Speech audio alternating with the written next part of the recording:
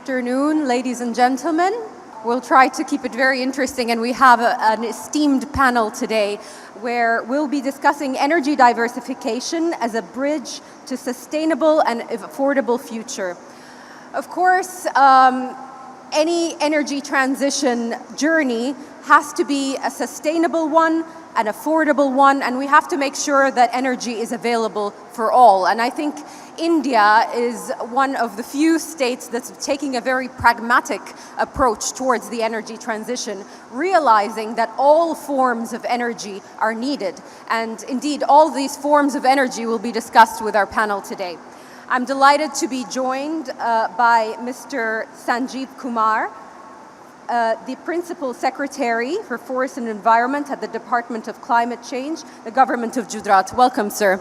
And I'll start off by asking you, could you give us a quick overview of what is happening in Gujarat in terms of the energy mix, your targets for the next years, and just the development overall in reaching your net zero targets? Yeah, thank you, Amina. First of all, let me start with the Sustainable Development Goal 7, which mentions ensure sustainable energy for humanity, nurturing the quality of life from all aspects known to human, which covers basically energy access, energy efficiency, clean and affordable energy. So the important components of it are energy security, energy equity, and environment sustainability. So as we all know, during COP26, Honorable Prime Minister, he mentioned about the Panch Tantra, the 5 goals to be achieved. That is 50% of the installed capacity to be from non-fossil fuels, then reduction of carbon emission intensity by 45%, and finally, all these 5 targets leading towards achieving net zero by 2070. So when we talk in context of Gujarat, presently the contribution of renewable energy in terms of installed capacity is around 46%, and we are very confident we'll be able to achieve the target of 50% much before 2030. And recently, in the month of October, Government of Gujarat came out with a new renewable energy policy, which will be in place till October 28, which is a very progressive policy, and many incentives have been provided in this policy, particularly for solar, wind hybrid, and others.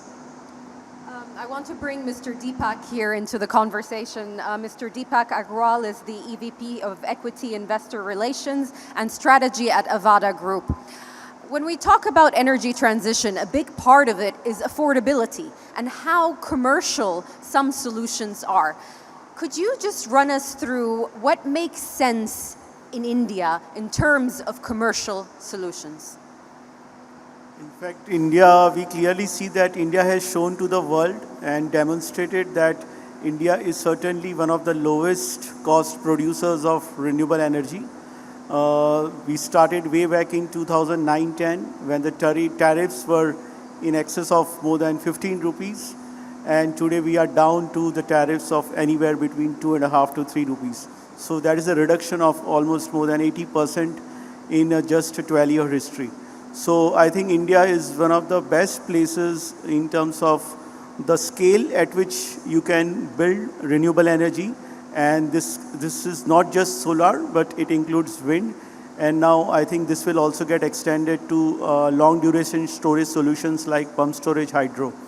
So one is the scale, and second is the sheer potential that exists in India in terms of taking the renewable energy in the overall mix from currently just around 40% non-fossil based to close to 50% target that we have set, that the government of India has set for itself by 2030.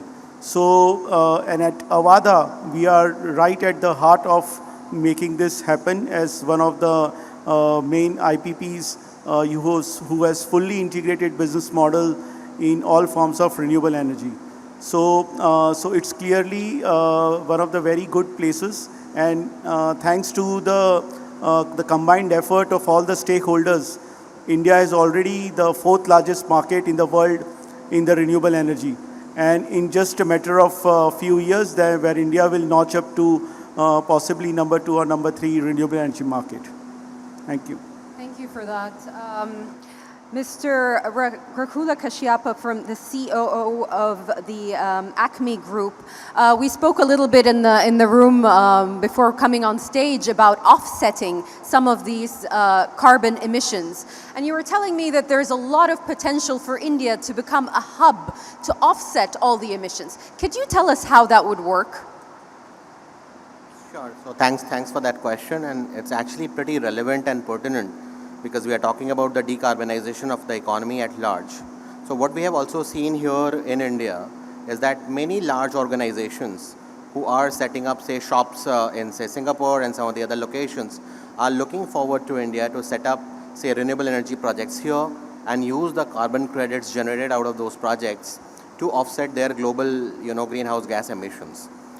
It actually it ties up into the India stories as well because of the fact that we have a pretty large, I would say, the power exchange market, wherein you set up a project, you actually take out the green attributes to be used by you, by the organization in this case, in India or outside India as well, and you sell the power on the exchange.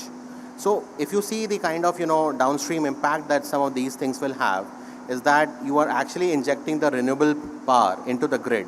Although you might have stripped that of the green attributes, but then it's still at end of the day, it's a renewable project. So in some way or sense, it's not only offsetting the GHG emissions of the organizations who are setting up projects here in India, but in other ways, it's also helping the Indian grid kind of, obviate the requirement of setting up new fossil fuel plants. So the advantage of this kind of a situation is two-pronged.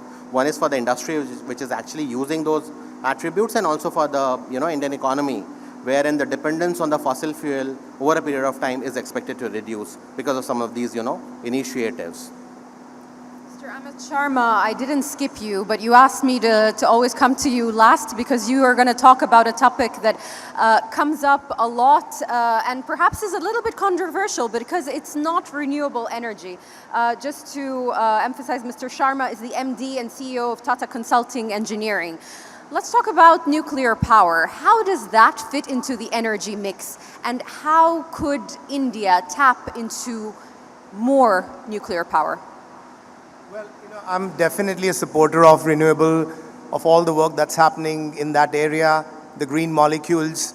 But India is a country that will need energy, and the peaking of this will take a couple of more years. We are a nation that will continue to use energy. And since the topic is about diversification, it goes without saying that clean, continuous, and cheap energy, nuclear plays a big role. We've had a very successful past, about 45 years of nuclear, but the story never really went to the next level. Now is the time for India to really look at nuclear for a couple of reasons. If you look at the Indian energy consumption, it's about 7,000 terawatt hours. By 2030, it'll be 10,000 terawatt hours, and it's predicted to be touching 30,000 terawatt hours in the next 30 years. Now, to meet that kind of energy demand, we need diverse sets of portfolio, and nuclear has to figure in that. Plus, nuclear is a continuous baseload option, unlike the intermittency that solar, wind, and other sources provide. But more importantly, why nuclear has to be a real story for India is our industry. The economics for India will come out either of internal infrastructure growth or exports. Will grow from $500 billion to $2 trillion. And for exports to grow, our goods have to be competitive. We have to avoid the cross-border adjustment mechanisms like carbon penalties that may come on various products, steel, aluminum, copper, food, etc. So not only our energy has to be cheap, the goods that use the energy have to be competitive and avoid the cross-border adjustments or cross-border penalties. industry uses 40% of the whole energy, and it's slated to grow from 3,000 terawatt hours to more than 10,000 terawatt hours by 2047.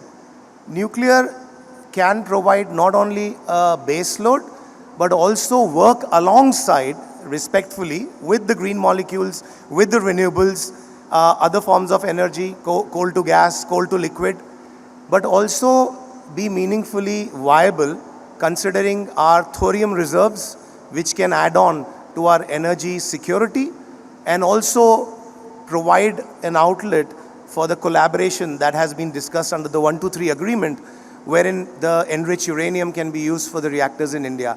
And the small reactors that the world is talking over, India already has these small reactors. Erstwhile 220 megawatt PHWRs are a perfect example why India can take a lead to provide not just clean energy, but energy in the private sector for private industrial energy needs. And I think there was a recent announcement by India as well earlier this year for private companies in principle to start looking at going into the nuclear sector. Do you think that's a game changer, Mr. Sharma? Absolutely. If you're looking at green steel, aluminum, copper, even silica, our semiconductor value chain requires silica, and it's a big guzzler of energy to produce silica out of sand or to produce hydrogen DRI-based steel. And so the private sector has to get continuous base load, which nuclear is a game changer. And if this can be done within the boundary wall of the plant as a captive, I think it'll really change the game.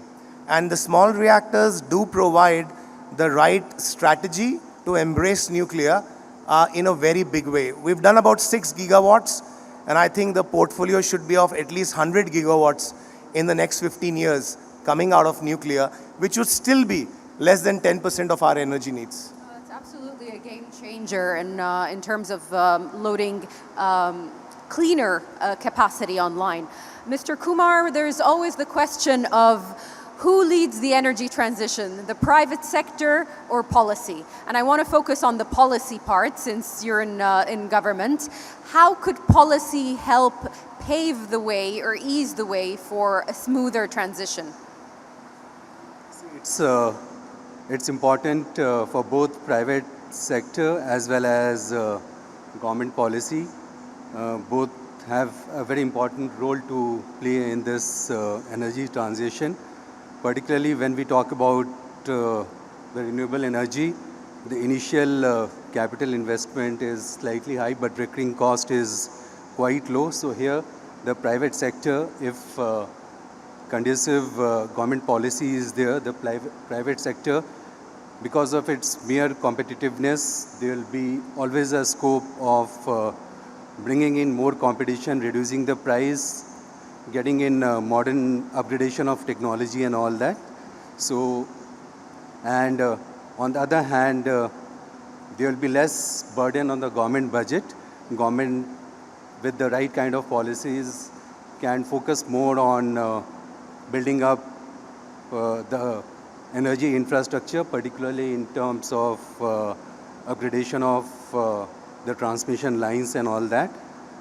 So certainly, government policy, the right government policy will help and invite more private investment in renewable sector and will help in this, the whole pathway of transition to cleaner energy. Do you receive feedback from the private sector in just your normal mode of doing business? Do you hear from the private sector their concerns and so on?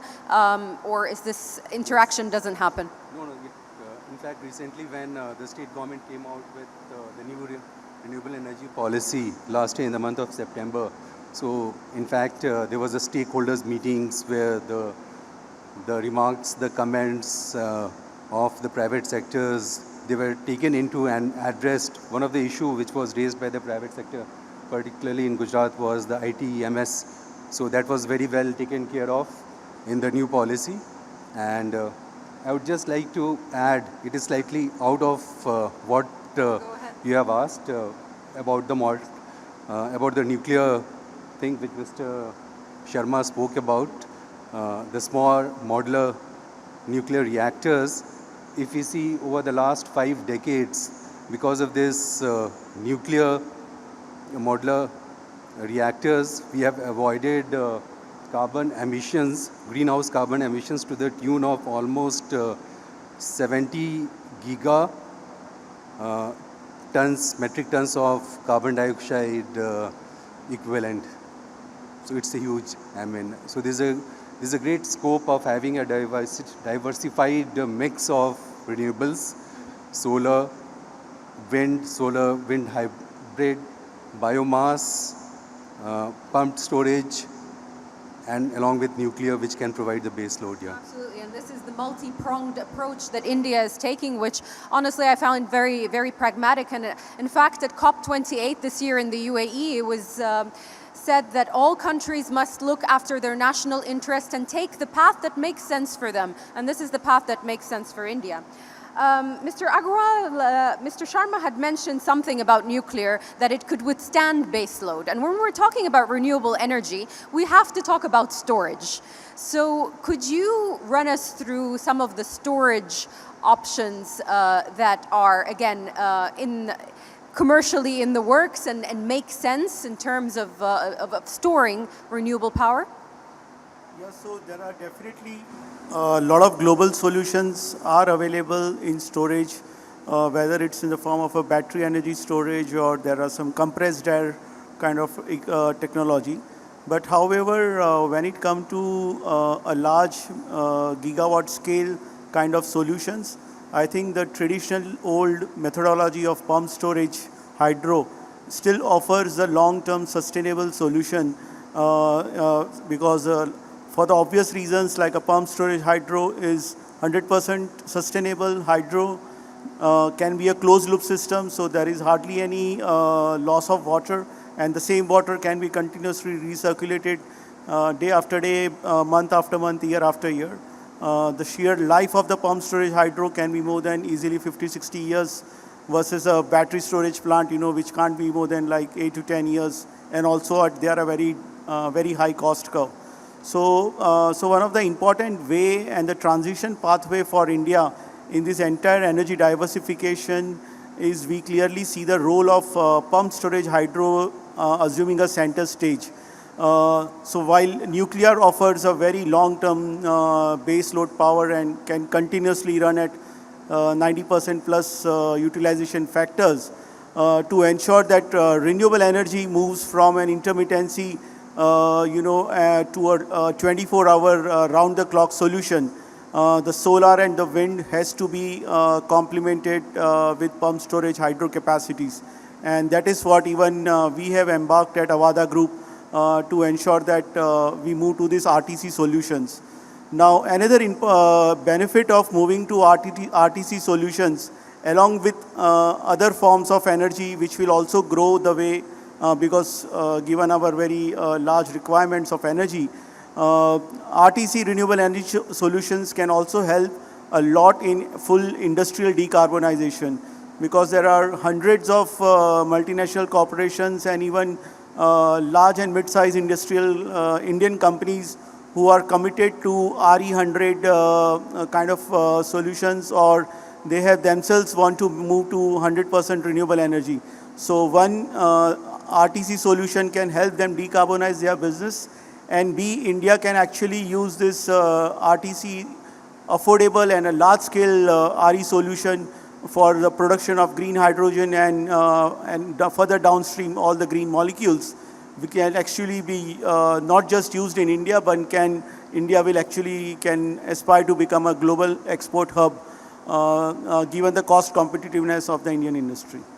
Thank you. If you allow me a follow-up on that, I mean, when we're talking about storage solutions, we have to talk about critical minerals that are needed for these storage solutions. And we know that the leading country in that field happens to be China. So would that add more reliance on China, or do you think that India currently has access to the critical minerals needed for storage? So yes, critical minerals are a requirement, but they are more needed for a battery energy storage solution. And a battery energy storage solutions will also develop in India, but they would be at a much smaller scale, maybe let's say a 5, 10 megawatt or maybe maximum 50 megawatt kind of solutions. But when it comes to a 500 megawatt or a gigawatt scale solutions, we can't have too much dependency on this critical materials. And that's where the pump storage hydro offers a solution. Just to give you a statistic, India currently has, though installed is around 4.8, but actual operating is just 3.3 gigawatt pump storage hydro. But we have a potential of more than 100 gigawatt, and we clearly see the pathway of almost between 20 to 25 gigawatt anywhere in the next 8 to 10 years. So that can be easily complemented with the existing renewable energy solutions, and that also completely takes away the dependency on the critical minerals that is needed for a much smaller storage solutions and not for pump storage hydro. Sir Kashyapa, we mentioned that nuclear could be used to decarbonize heavy industries. But when it comes to decarbonizing these industries, is there another alternative to that? Could we use renewable powers to decarbonize heavy industries? No, sorry, Sir Kashyapa. Thanks for that. And yeah, I mean, I am just taking a leaf out of what, my fellow panelists just said. It's actually, written on the face, on the wall itself. So yeah, decarbonization of larger industries, leveraging renewables for that is something which is already happening in India. So there are large, industries which are looking at a very innovative solution, which could be a high CUFs, which could be, a mix of both solar, wind, storage, and also to a certain extent dependent on the market. As I talked about, India having a pretty, I would say, robust power markets also. So you can actually also procure green power from the markets at some point in time. So the dependence on renewables as far as these large industries are concerned is something which is, happening for sure. We are in discussion as an organization, we are in discussion with a lot of consumers who want us to help them transition to green and clean energy. This is not only going to help them with their, bottom line improvement, but over a period of time, it is also becoming really important because their own consumers or customers are asking to clean up their own operations. So for example, there are many manufacturing organizations who would want to export to say someone in Europe. But the requirements are such that over a period of time, you need to clean up the operations. So if the dependence on, say, fossil fuel has to be reduced, these are ways and means of, transitioning to renewables, leveraging innovative solution as I just talked about, and obviously storage is going to play a very important role. And that's where we see this transition happening. This is something which was really, far and few in between a couple of years back, but it's expected to become quite, a commonplace as we move forward. Mr. Sharma, you mentioned small modular reactors, and worldwide it's known that perhaps they haven't been as successful as larger ones. How could they be a success story here in India? And I also want to ask you about this prospect of pink hydrogen. Could that be possibly a byproduct of having more nuclear power in India? Yeah, that's a good question. Traditionally the West has invested in larger size nuclear reactors, 1,000 megawatts, 1,600 megawatts, and even bigger. And the maths behind that was to have, the base costs justify the investment, because these investments ran in billions of dollars multiple year. The philosophy changed post Fukushima, where it was understood that the larger the reactor, the safety measure were becoming even more costlier. And once this economic and maths behind all this was realized, it was evident we can't wait 10 years for a new reactor. So we need reactors in 2 to 3 years to really make the transition effective and viable. And the many years old story of small reactor was revived. I mean, we've got these reactors for military purposes for last 50 years. You've got, military usage, whether it's submarines, aircraft carriers. But while the West was looking at large reactors, India started the program in the 50s and 60s with small reactors, as small as 100, 200. And we developed this indigenously, and then we graduated from 220 megawatts to 540, and then recent fleet is 700. 700 megawatt, we are putting about 24 of them, and it's best economics in terms of the power tariffs, etc. But the West is trying to make smaller reactors from a base of 1000 megawatt. We already have smaller reactors in our portfolio. So that's one advantage. The second is our nuclear program was based on natural uranium, which is not enriched. And that gives us energy security, but we do have dependency on slight enriched uranium from the West, which the 123 will provide. And lastly, we had a 3-stage program wherein 300 megawatt AHWR, which is a thorium-based PWR, already figures in our strategy of 3 stages: uranium, plutonium, and thorium. And so with this technical background, I would say we are at a much stronger position, and I'm sure we can lead globally to show the world benchmarked, cost-effective, clean and continuous energy using small modular reactors. Could you tell us how long it takes to build one of these reactors? Because traditionally the bigger ones are, what, 6-7 years? How long does it take to build a reactor? The project timelines worldwide aren't really encouraging, right? But just to give you an example, we are doing our 700 megawatt reactor fleet currently with the Department of Atomic Energy in between 5 to 6 years. And the reason they got elongated post-Fukushima was addition of new safety measures. But the target for small reactors is between 36 months to 48 months. I think it'll be realistic to expect about 42 months, and that would really change the game. A typical steel plant requires about 2 gigawatts of energy to produce 1 million tons of green steel. 6 gigawatts for aluminum, which is even a higher guzzler. So the requirement for this would be in hundreds.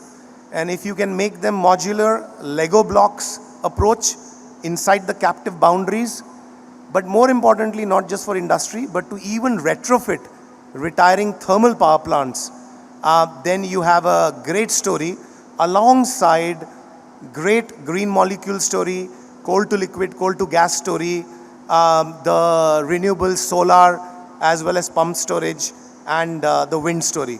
And I think if you combine all this, we'll have a balanced portfolio which can do true justice to our decarbonization journey and our commitments at COP. I think that's the ultimate goal, really, striking that balance. Mr. Kumar, could you tell us in the next 10 years, how do you envision the energy strategy in Gujarat? What kind of, you already mentioned in terms of objectives, you're even exceeding the objectives that you've set, but in 10 years' time, how would it look?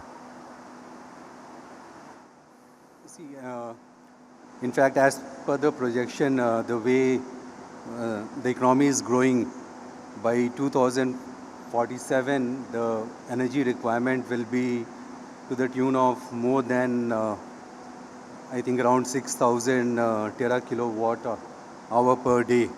And 50%, as mentioned by Honorable Prime Minister during COP, the focus is more on renewables, and we are expecting before 2030 itself will be able to achieve this target, ki more than 50% of the installed capacity will be from non-fossil fuels.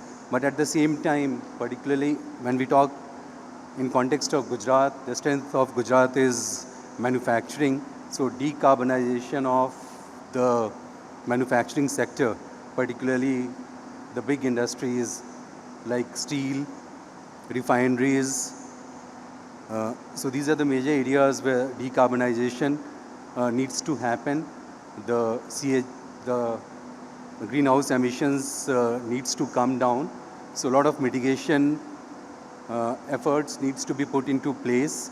Government of India has come out with a national green hydrogen mission, and I suppose particularly decarbonization of these sectors as well as also transportation, these will help us in reducing the carbon greenhouse emissions, finally leading to net zero by 2070.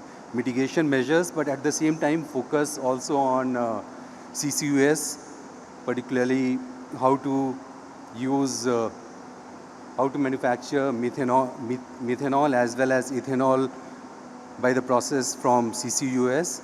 And finally, this time during COP28, Honorable Prime Minister launched the scheme of grain credit, where almost 8 activities have been identified where there is a lot of scope for carbon sequestration, where focus is there on mangrove plantation, seaweed cultivation, tree plantation, agroforestry, water credit. So I think with all these efforts, Really comprehensive strategy yes, here. very comprehensive strategy to move towards the goal of net zero by 2070. Excellent. We're running out of time, but I have one last question for the entire panel, and if you can kindly just answer in a minute or less. It's a bit of a complicated question, but please try to keep it very brief, and we'll start with Mr. Kashyap at the very end. With the strategy that India is currently undergoing in order to go through the transition, does this provide energy security for the country, or is energy security a myth? So I think that's a very pertinent question, and in my opinion, this definitely provides the energy security to India. We are one of those, geographies wherein we have more than 300 days of sunshine available, plus the kind of diversity that we see with respect to the, availability of other natural resources. I think that this strategy is going to play out pretty well for India, and it's something that we all look forward to. Mr. Agra? Some of the steps that has taken to ensure this energy security is, I give you an example, is the production link incentive scheme to produce and indigenize the full solar PV manufacturing chain. That will improve, gives clear visibility on security, because you can't have hundreds of gigawatts of solar completely depend on the geopolitics of neighboring countries. The second is also the steps taken to ensure that the important components like electrolyzers also get manufactured in India. So what I clearly see is the thrust on getting the entire manufacturing and the supply chain comfort, which will ensure that as an asset owner and as an IPP, we will be shielded from a lot of global volatility, and ensure that we'll continue to deliver and meet the requirements of our population, as well as contribute for, as our Prime Minister said, it's not just for Make in India, but make for the world as well. Thank you. Mr. Sharma, energy security, myth or reality? Well, very real. Not only, I would say it's energy security, it's the growth security, economic security, stability for the country, and to be a meaningful player in the global macroeconomics. Energy and the cost of energy will play a significant role. And I think the steps that we're taking to embrace renewable, to embrace our coal reserves, to look at nuclear, to look at the hydrogen economy is a step in the right direction. Policy interventions, PLIs, and a bit more hand-holding with the private sector collaboratively will ensure that we continue to give returns in terms of our growth trajectory, but also very importantly to protect our energy peaking. Unlike the West, our energy will peak for the next 15 to 20 years and then stabilize. And so we need to make sure that we have energy that is secure, we have self-sufficiency as much so that our growth interests are protected. And a reminder, that doesn't mean the consumption of less hydrocarbons. Hydrocarbons will still be part of the mix, especially when you have a growing economy at 7% plus like India. Absolutely. I mean, these molecules, whether the hydrocarbon or the green molecules, will play a role. And we have this diverse set of energy mix with a smart grid, with energy reservoirs dynamically or statically. We'll have to balance it all. And as you asked me this question, even nuclear can produce hydrogen at a much reasonable rate with cracking rather than electrolysis. But it needs a bit of maturity because you need high temperature reactors. But I think what's very important for all countries to look at their portfolio, what makes sense with their interest protected, and to give them continuity and self-sufficiency. And I think it's not a myth. Energy security has to be on every policy maker's top agenda in coming years to face the geopolitical volatility that we've seen in recent times. Mr. Kumar, do you agree with all these statements? Yes, energy security is a reality, but it has to be seen also in light of energy accessibility and energy affordability. Recently, Honorable Prime Minister has launched PM Suryodaya Yojana, where 1 crore families are to be covered under rooftop solar scheme to make energy accessible to the poor. And also we have to also look into context of per capita energy consumption, where we are very low compared to the developed countries.